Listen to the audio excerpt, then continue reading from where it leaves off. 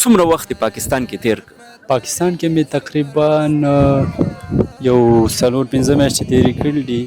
ما چې څه ګټلي د چا خبره لارو کې مې ورکړي دي پوه.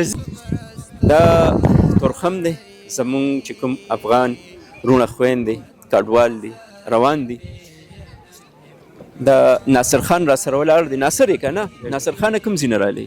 زه د افغانستان د کونړ ولایت د نورګل ولسوالۍ ما رالم د ګجرات نه پیل خل دلته په تورخم کې او دلته دغه موږ سره مطلب ډېر مشکلاتو سره موږ مخې موږ غواړو چې دغه مشکلات موږ حل شي ځکه موږ د سهار نه دلته راغلي او ولاړې داسې څوک زموږ نه تپوس دي چې تاسو چې مجردان یاست او زنانه در سره نشته او حق نه لرئ او هلته موږ تنګئ موږ ته وایي چې دغه د مثال کورونه خالي کوي او اندراج وکوي او دا وکوي او هغه وکوي. هلته ګورنمنټ اعلان وکړي چې ځئ مطلب خپل هیواد ته ولاړ سئ.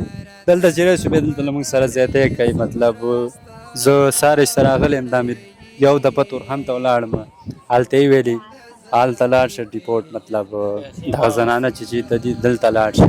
تا سره زنانه نشته؟ ما سره زنانه نشته. تاسو زنانه چېرته دي؟ زموږ زنانه افغانستان تللي دي مخکې تللي دي پخوا. تا په ګجرات کې څه؟ ما تندور کار کوم. کونړ کې خپل کور لري؟ په کونړ کې خپل کور لرم شکر دی. دا زلزله کې خو خراب شوی والله. څومره وخت پاکستان کې تیر کړ؟ پاکستان کې مې تقریبا یو 4-5 میاشتې تېرې کړي دي. ما چې څه ګټلي د چا خبره لارو کې مې ورکړي دي پوه شې. یقین دی اوس چې کور ته ځم ما سره صرف 1000 روپۍ په جیب کې دومره دغه یم.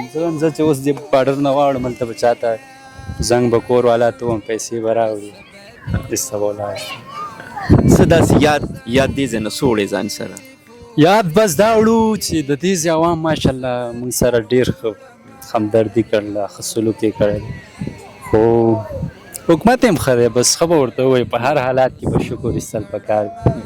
په دې ځای نه به هم دا یاد وړم چې بس سهار راغلی وم دلته ولاړ وم پېښ او دا به زما یو یاد وي چې زموږ نه داسې ګیله نه وي.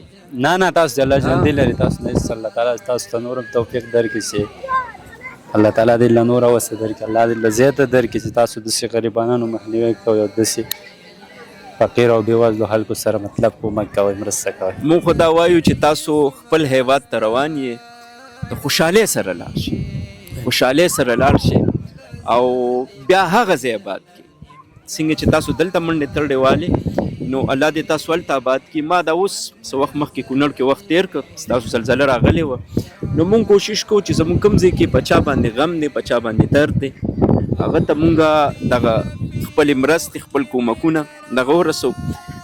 لږ د ډوډۍ انتظام هم کړی دی.